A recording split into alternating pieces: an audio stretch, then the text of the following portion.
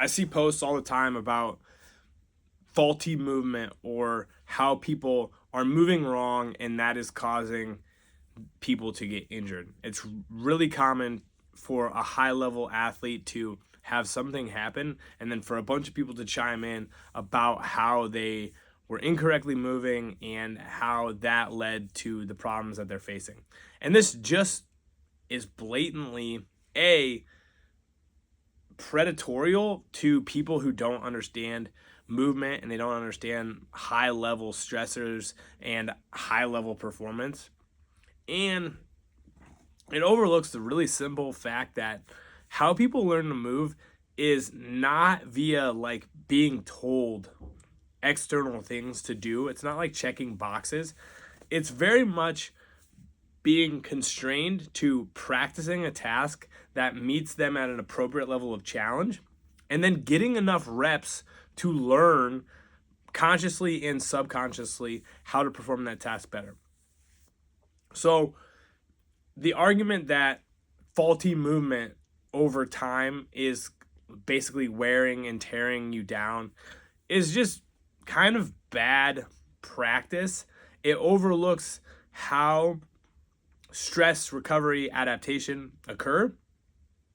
It overlooks really the typical mismatch between external load, meaning the workload somebody is imposing upon themselves, and their capacity to handle that thing, which is more so what is really going on.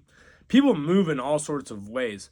The variety in which that a person or people can perform a task is super high. Look at any sport and you'll see a variety of ways to perform very similar tasks. And it doesn't mean there's not principles and there's not things that overlap, and there's not even like positions that people hit when they're sprinting or doing an Olympic lift or throwing a shot put.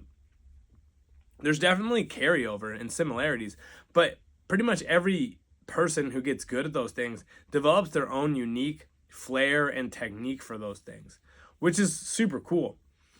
And they do that by getting a ton of repetitions, a ton of deliberate practice, and then constraining the task in ways that make it easier for them to perform and level up their skills. So a really good example of this is just a lot of people struggle with hitting depth in the squat. And it's not because they're doing anything wrong. It's often not even because they lack the mobility to squat deep enough.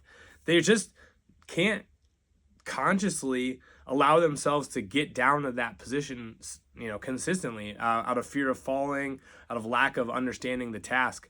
Simply putting a low box there or a medicine ball at the bottom of a squat and having people try to touch that is often a really good way to improve someone's squat technique. People don't like to do it because they feel like it's like a weird cheat, but it's actually just a really good way to learn positions. And not everybody's going to be able to do that in that simple of a way. But it shows that you can constrain a task, you can create a goal, and people tend to get better when you do that. Movement is very goal oriented. So don't get lost in this dichotomy of like good and bad movement. It mostly boils down to getting better at the task you're trying to do and making sure the workload you're imposing is something you're generally prepared for. And again, that doesn't mean that we don't try to get better at things. It doesn't mean that we don't seek to improve things over time. It's just not about like you're doing it wrong versus you're doing it right. It's about improving efficiency, improving just understanding of the task, and building capacity while also improving our understanding of the thing we're trying to do. Hope that helps clear up a little bit about how we learn to move and helps you stay away from these bullshit narratives that you have to move perfectly to avoid injury. Peace.